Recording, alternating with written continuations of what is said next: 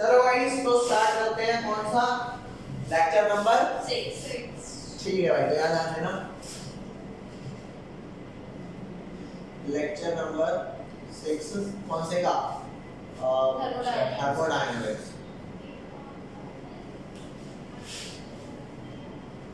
Last class में हमने क्या पढ़ा था?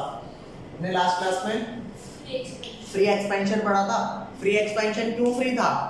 क्योंकि जो गैस एक्सपेंड कर रही है पिस्टन को, हम ये मान करके चल रहे हैं कि पिस्टन को ऊपर धक्का मारने के लिए कोई वर्क नहीं लग रहा, मतलब पिस्टन जो है ना फ्रिक्शनलेस है, ठीक है। तो बाहर अगर वैक्यूम होगा तो गैस को उसके कॉरस्पॉन्डिंग काम करना ही पड़ेगा। ये बात समझ है? तो ये था आपका फ्री एक्सपेंशन। फ्री एक्सपेंशन हमारा हो गया था। तो कुल मिला के अभी तक हमारे को फॉर्मूला क्या मिला? डेल्टा यू, याद ध्यान देना भाई, डेल्टा यू मेरे को मिला क्या? Q प्लस W मिला था अभी तक। अरे डेल्टा यू क्या मिला था? Q plus W। और अभी तक जितना आप वर्क के बारे में सीख चुके हो, आपने देखा work done minus P external delta V होता है। अरे PV pressure into volume change in, तो W की जगह यहाँ पर मैं डाल दूं P एक्सटर्नल डेल्टा V, ठीक है। तो यहाँ पर डेल्टा U क्या डल गया मेरा? डेल्टा U डल गया Q minus P external delta V। और अगर ये P एक्सटर्नल डेल्टा V वाली टर्म को इधर ले आऊंगा तो क्या हो जाएगा? Delta U plus P external delta V, ये Q हो गया, ठीक है। अब मैंने आपको टाइप ऑफ प्रोसेस बताए थे, वो प्रोसेस बताओ उसे क्या बोला करते थे जिसमें टेम्परेचर कांस्टेंट रहता था? आइसोथर्मल। और जिसमें वॉल्यूम कांस्टेंट रहता था? आइसोबैरिक। बार ना प्रेशर की यूनिट होती है, बार किसकी होती है? प्रेशर की। तो आइसोबैरिक में आप समझ जाना प्रेशर है, और कोर का मतलब आपको पता है क्या है?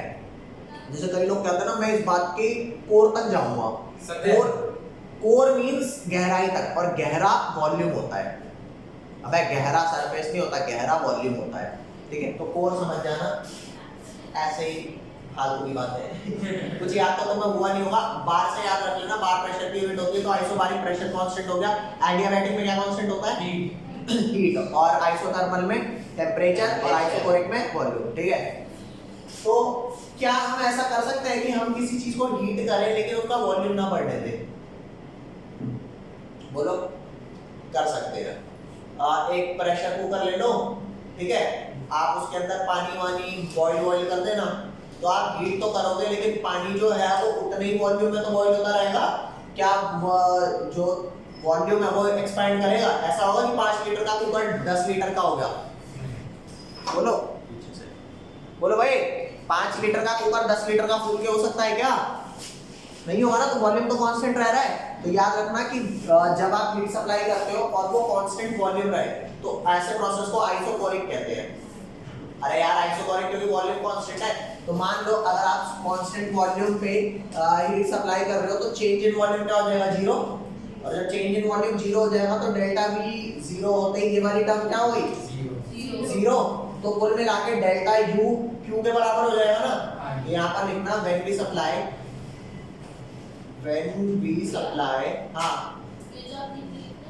हाँ क्या? ये नहीं लिखना, बस इसे ताड़ना है इसकी कुछ लिखना ही है और क्या। यहाँ लिख when we supply heat at constant volume. तो अगर आपका कांस्टेंट वॉल्यूम है तो चेंज इन वॉल्यूम क्या हो गया? 0। तो अगर चेंज इन वॉल्यूम 0 है तो डेल्टा V, ये वाली टर्म हमारी क्या हो जाएगी भैया? अरे बोल दे, 0 इंटू में P क्या हो जाएगा? 0। तो डेल्टा U क्या हो जाएगा? Q। और क्योंकि आपने heat at constant volume supply किया ना, तो यहाँ मैं छोटा सा नीचे V लिख देता हूँ। तो अगर कोई पूछे कि हीट एट कांस्टेंट वॉल्यूम क्या होता है, वो आपका होता है चेंज इन इंटरनल एनर्जी, ठीक है भाई। तो यहाँ पर लिखना भाई कि change in internal energy is called heat supplied eight constant volume, या फिर वी कैन से यहाँ पर लिखो heat supplied eight constant volume is called change in internal energy, यहाँ तक कोई लोचा हो तो बताना भाई, बोलो। लिख रहे हो? लिख लो। अच्छा यहाँ तक कोई लोचा आप लोगों को? यहाँ तक कोई दिक्कत? अब एक चीज याद रखना, जब आप कोई काम करते हो, हीटिंग प्रोसेस करते हो, तो क्या ऐसा जरूरी है कि आप हर काम प्रेशर कुकर में ही करोगे? ऐसा जरूरी नहीं है। ठीक है, तो जब भी आप कोई काम करते हो ना, तो आप खुले में करते हो, तो आप चाहे गैस हीट करो, चाहे कोई भी चीज हीट करो, तो वॉल्यूम तो इंक्रीज होगा। जब आप हीट करोगे तो वॉल्यूम इंक्रीज होगा। So it is not possible, ठीक है, व्हाइल हीटिंग, कि आप वॉल्यूम को ना कांस्टेंट रखो। ठीक है, तो इसलिए ये वाला आइडिया ड्रॉप कर देते हैं। अब हम हीट ट्रांसफर करेंगे व्हाइल कीपिंग प्रेशर कांस्टेंट। ठीक है भाई, तो यहाँ ध्यान दो, यहाँ पे कुछ बात लिख रहा हूँ, इंपॉर्टेंट है। It is very difficult to carry out process to supply heat. Very difficult. It is very hard, difficult. वही मैं कहूँ कैसे जल्दी लिखा गया इतना। It is very difficult to supply heat at constant volume. ठीक है, बहुत डिफिकल्ट होता है, क्योंकि हर का आप कोई भी काम एक रिजिड कंटेनर में बिल्कुल पैक हो, ठीक है, करना पॉसिबल नहीं है। तो जब हम हीट करते हैं तो वॉल्यूम तो बढ़ता ही बढ़ता है, तो इसलिए हम ये कह रहे हैं it is very difficult to supply heat at constant volume. So we generally keep pressure constant. Pressure हम नहीं बढ़ा सकते। भैया अभी तो आपने बोला कि कुकर भी हीट होता है, वॉल्यूम का बढ़ता है, तो हर काम कुकर में थोड़े करते हैं, ये भी तो है ना बात, बोलो। यस, वही वाली बात है, ध्यान देना। It is very difficult to supply heat at constant volume, but while supplying heat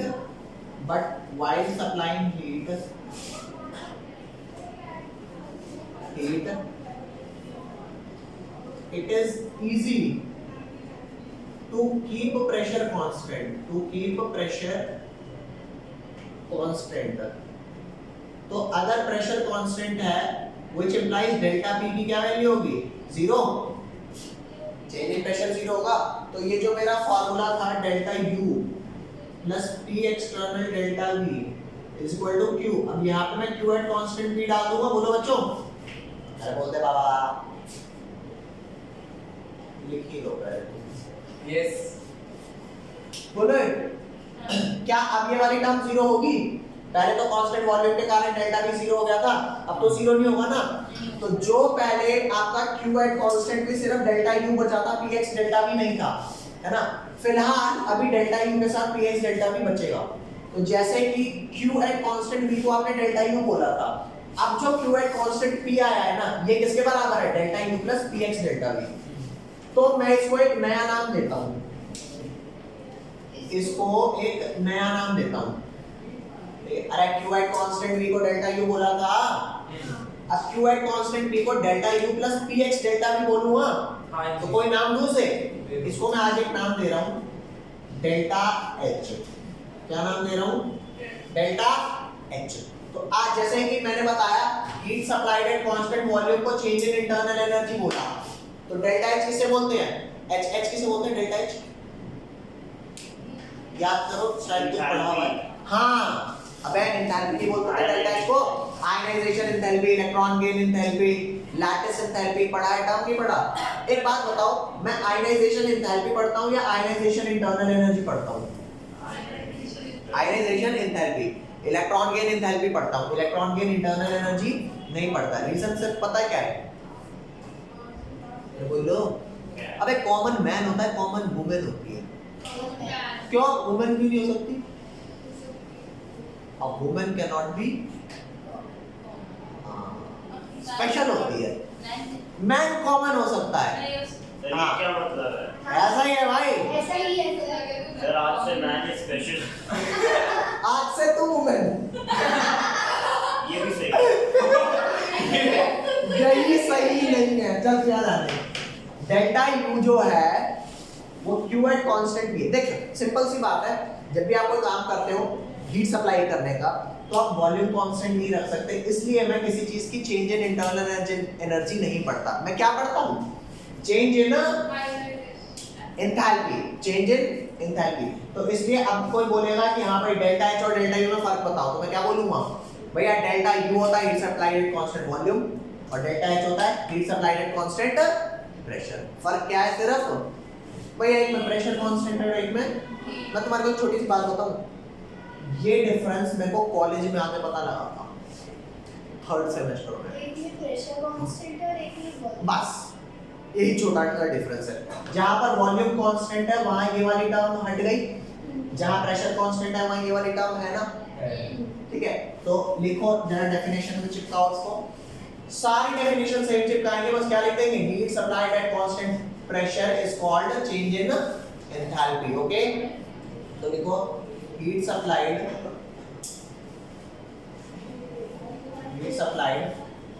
at constant pressure is called, ये समझ जाओगे प्रेशर लिखा है, लिखिए देता हूँ मैं इसको, कुछ नहीं समझोगे। constant pressure is called change in enthalpy। यहाँ तक कोई लोचा? हाँ,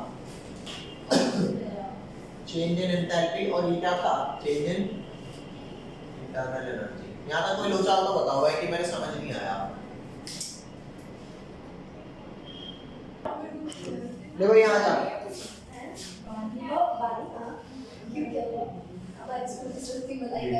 अब भाई जैसे मान करके चलना Q at constant P delta U plus Px delta V के बराबर था और Q at constant P delta H के बराबर है, तो डेल्टा H को delta U plus Px delta V लिख सकता हूँ। अरे भाई ये इसके बराबर ये इसके बराबर और ये तो सेम है ना। यस, तो delta H delta U plus Px delta V लिख सकते हैं। लिखो भाई फटाफट लिखो, डेल्टा H जो है वो delta U plus Px delta V इसके बराबर हो गया। बोलो आप बच्चों को आइडियल गैस इक्वेशन पता है? आइडियल गैस इक्वेशन वो क्या होती है? PV is equal to nRT। PV is equal to nRT। अब मैं एक प्रोसेस लिख रहा हूँ, ठीक है, कि at constant temperature and pressure, याद ध्यान दो भाई, at constant temperature and pressure. भाई प्रेशर कांस्टेंट है तो P को बाहर लिख लो, P डेल्टा V हो गया। बोलो अरे बोल भाई, और आपको पता है R तो कांस्टेंट होता है, T भी कांस्टेंट है, तो क्या वेरी कर रहा है? बस N वेरी कर रहा है। तो ये बराबर हो गया डेल्टा N R T। और ये जो change in number of mole है ना, ये सिर्फ गैसियस स्पीशीज का लूंगा। फेज हमारे पास कितने होते हैं? सॉलिड लिक्विड गैस होते हैं, तो यहाँ पर change in number of moles जो है वो गैसियस स्पीशीज का ले रहा हूँ। तो P डेल्टा V किसके बराबर होगा? Delta NGRT। तो ये जो आपकी इक्वेशन है ना P डेल्टा V, इसको मैं यहाँ पर क्या रख देता हूँ? Delta NGRT। तो फॉर्मूला क्या बन गया भैया? n तो नंबर ऑफ मोल्स होता है। हाँ, तो change in number of moles of gaseous species. अभी समझा रहा हूँ, ये यहाँ मत डालो, इसको ना वापस ले जाओ। चल भैया वापस इसको यहाँ डालो भाई, ये देख इस वाले को P डेल्टा V को यहाँ पर यहाँ डाल दिया, तो डेल्टा H किसके बराबर हो गया? Delta U plus delta NGRT। अब ये समझाता हूँ कैसे। किसी को कोई क्वेश्चन हो तो पूछ सकता है भाई, कोई यहाँ तक क्वेश्चन है? कोई डाउट हो? अठन्नी चवन्नी तो क्या है तेरे को? कुछ भी नहीं, पढ़ के नहीं आना, समझ ही नहीं आ रहा। तो कुछ भी नहीं पढ़ के आना। और किसी को कोई डाउट? जो पूरा ब्लैंक है उसका तो अलग से बताऊंगा, बाकी तुम भी ब्लैंक हो सारे, वो तो बता दो भाई। सही तो कर रहे हो। अभी मैं तो सही कर रहा हूँ, मुझे तो पता नहीं। तो वही इसलिए मैं डाउट नहीं है। हाँ? कल आएंगे लोचे। अच्छा चलो कोई नहीं, कर पूछना। तो यहाँ तक कोई दिक्कत तो नहीं ना? ठीक है, अब है ना एक दिक्कत आती है, delta H equal to delta U plus P delta V है, या फिर देख इस फार्मूले को ना मैं थोड़ा सा आपको याद कराता हूँ, थोड़ा सा बस मिटा दो ये।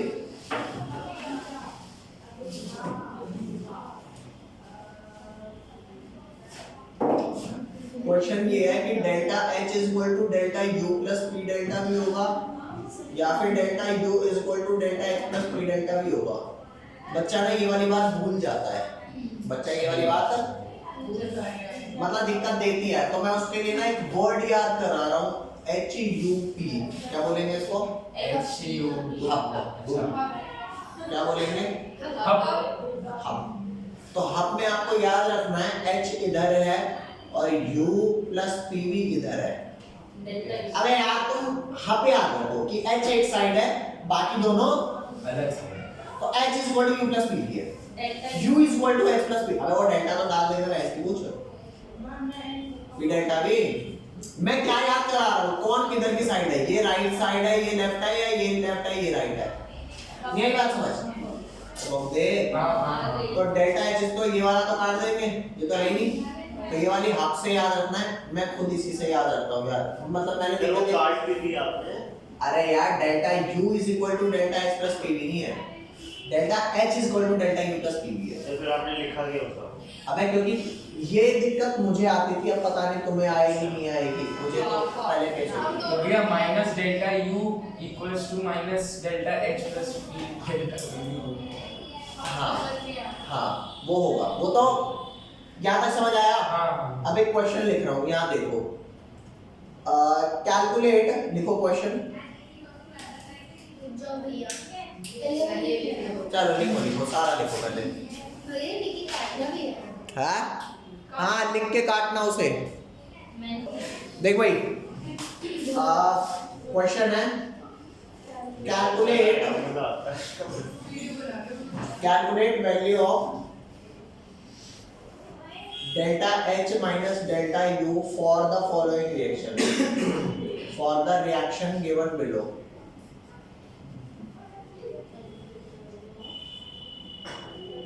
N2 gas plus 3H2 gas gives 2NH3 gas. तो यहाँ पर ध्यान देना भाई, भैया फॉर द के बाद क्या लिखा है? Reaction for the reaction given below, ये रिएक्शन है। आप बताओ change in number of mole of gas कैसे निकालते हैं? Number of mole of product minus number of mole of, अरे सम कर लो जितना प्रोडक्ट के मोल्स हैं माइनस सम कर लो जितना रिएक्टेंट के मोल्स हैं, और वो सारे किसके होने चाहिए? गैस के। क्या ये गैसियस है? यस। अगर मान लो ये लिक्विड होता तो मैं यहाँ पर इसके मोल्स काउंट नहीं कर और फिर कितने हो जाते हैं यहाँ पे प्रोडक्ट में? मात्र 0 ये मोल। वाली क्वेश्चन को काटिए। हाँ ये लाल से सब क्वेश्चन है।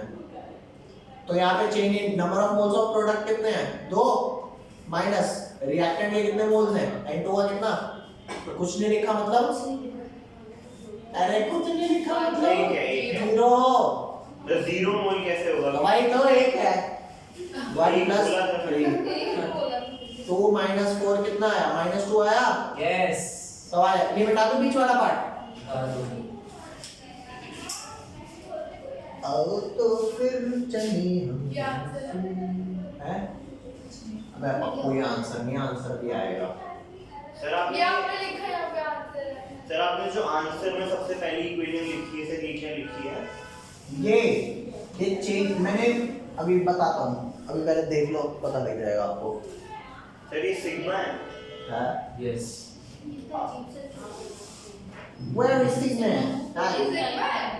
अरे सिग्मा ऐसे नहीं बनाते क्या ये वाला? नहीं भैया ये आपने है। पर कुछ और ही बना दिया Alpha. ये वाला बना दिया आपने 5 मतलब 5 भी नहीं लग रहा बेचारा, पता नहीं क्या लग रहा है। ए गजब कर दियो भाई साहब।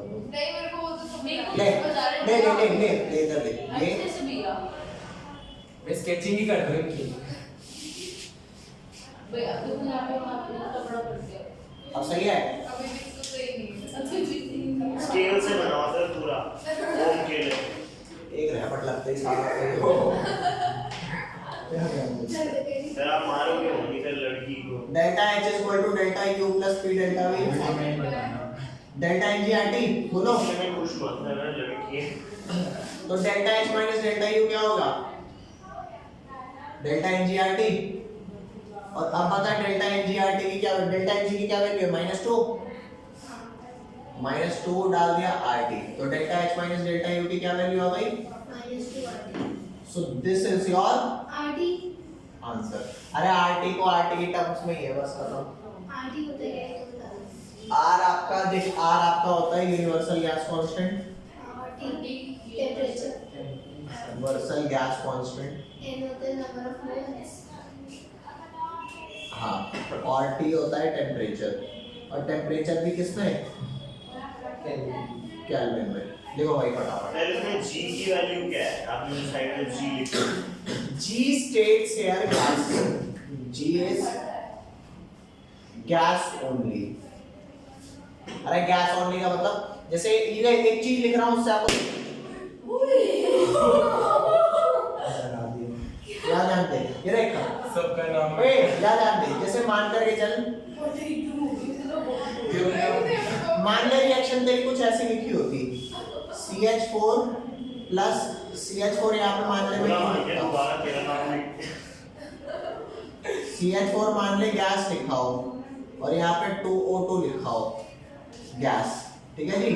और यहाँ पर लिखा है CO2 gas plus 2 water liquid. तो चेक करके देख कौन गैस में है कौन लिक्विड में।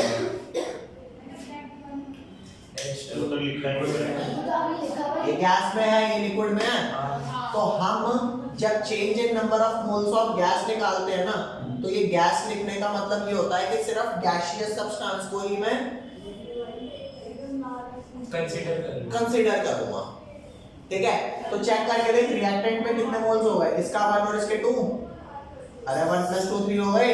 और यहाँ पर कितना है, CO2 का 1, और क्या इसका कंसीडर करूंगा, इसका 0। क्यों नहीं कंसीडर कर रहा, क्योंकि वो लिक्विड है। तो number of mole of product total 1 हो गए, और इसके कितने हो गए 3। तो change in number of mole क्या होगा, प्रोडक्ट माइनस ये, तो कितना आया -2 आया। अरे हर बार -2 नहीं आता, यहाँ पे आया -2, क्यों आया, क्योंकि आ गया। क्योंकि आ गया। सही जवाब। हाँ ठीक है ना, ये समझ में आया। कहाँ से नहीं आया बता। भैया ये CH4 वाला वो तो समझ आ गई थी लिक्विड एक करके। हाँ। उसकी बात तो बता। ये देख CH4 के आगे कुछ नहीं लगा मतलब 1 है, क्या ये गैसियस है, तो इसका 1 कंसीडर किया। O2 का ये 2 गैसियस है, कंसीडर किया। यहाँ पर CO2 का 1 गैसियस है, कंसीडर किया। वाटर का 2 कंसीडर क्यों नहीं किया, क्योंकि लिक्विड ये है। क्या बात है? लिक्विड है तो 0। हाँ, जनरली क्या होता है जब हम थर्मोडायनेमिक्स की बात करते हैं तो वॉल्यूम, देख मैं तेरे को एक बात बोलूँ, अगर मान ले मैंने एक बॉटल ले ली, प्लास्टिक की बॉटल ले लो, अगर प्लास्टिक की बॉटल में पानी भरा हुआ है, ले ऐसे एग्जांपल ले ले, मान ले ये है, यहाँ तक पानी भरा हुआ है, क्या है ये सब, ये सारा वाटर है। तो अगर आपका पिस्टन ये है, सपोज ये पिस्टन है, तो जहां तक गैस है आप वहां तक तो चलो कंप्रेस कर दोगे, लेकिन वाटर आप कितना कंप्रेस कर पाओगे, वाटर कंप्रेस कर पाओगे,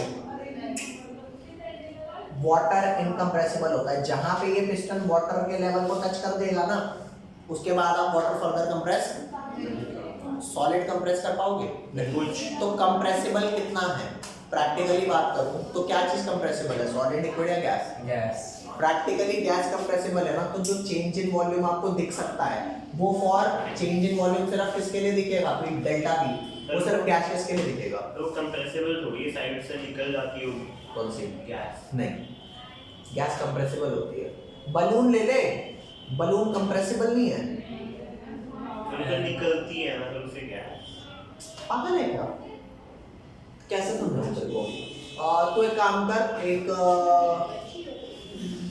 लाइक छोटी सी बात है, बहुत छोटी सी बात, तो एक है ना पूरा ऊपर तक भरा हुआ वाटर बॉटल ले ले, भयंकर भरा हुआ वाटर बॉटल ऊपर ब्रिम तक एकदम, और फिर उसे कंप्रेस कर, और हल्का सा भी पानी बाहर नहीं आना चाहिए, कितना कंप्रेस कर लेगा, नहीं कर पाएंगे। नहीं। और उसी के अंदर सॉलिड रखा हो तो घंटा नहीं कंप्रेस होना, और गैस हो तो हो जाएगा। अच्छी खासी कंप्रेस होगी। क्यों, सर क्योंकि वो कहीं से भी निकल जाती है तो निकल जाती होगी। अरे उसके पार्टिकल्स अलग सर ऐसे तो फिर उसके पार्टिकल्स पास आ जाएंगे, हाँ, फिर पास आ जाएंगे, लिक्विड नहीं बन जाएगा। एक लिमिट तक आएंगे। अबे यार तेरे मान ले बॉटल है, उसके अंदर सिर्फ हवा है, तूने दबाया, हवा निकली भी नहीं लेकिन फिर भी कंप्रेस हो रहा है। लिक्विड डाल रहा है, उतना कंप्रेस नहीं हो रहा, तो ज्यादा कंप्रेसिबल कौन है? गैस। तो इसी वजह से गैस कंप्रेस हो सकती है, तो चेंज इन वॉल्यूम आप गैस में ला सकते हो, लिक्विड में नहीं ला सकते। तो सिंपल सा एग्जांपल लेना, मान ले इस वाले पार्ट में तेरी गैस है, मान ले इस वाले पार्ट में तेरी क्या है? गैस है। तू गैस कंप्रेस कर सकता है या लिक्विड भी कंप्रेस कर सकता है? प्रैक्टिकली बात कर। और सॉलिड होता तो फिर भी जीरो। सॉलिड होता तो भी जीरो। हाँ, तो हम सॉलिड और लिक्विड के मोल्स नहीं लेंगे, सिर्फ गैसियस लेंगे। ठीक है भाई, जल्दी लिख लो उसे। लिखिए।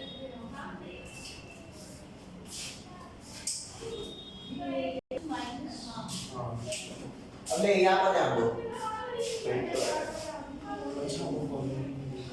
फॉर्मूले में वो अब इसे देखो, यहाँ पे 1 + 2 3 हो गए, रिएक्टेंट के मोल्स टोटल 3 हो गए, और प्रोडक्ट के, क्योंकि आपने ये कंसीडर किया, ये तो किया ही नहीं लिक्विड होने की वजह से, ये 1 रहा। तो अब number of mole of product 1 रहा, रिएक्टेंट के 3 हो गए, तो प्रोडक्ट के सारे और रिएक्टेंट के सारे, तो 1 - 3 कितना हो गया? -2। अभी नहीं आया समझ? आ गया। डन करो, नेक्स्ट हेडिंग डालना। ये सारा मिटा दूं? है, लिख ले, मिटा रहा हूँ फिर सारा। चलो बच्चों, आज इतना ही कर रहे हैं, अब बाकी नेक्स्ट क्लास में करेंगे। Bye bye.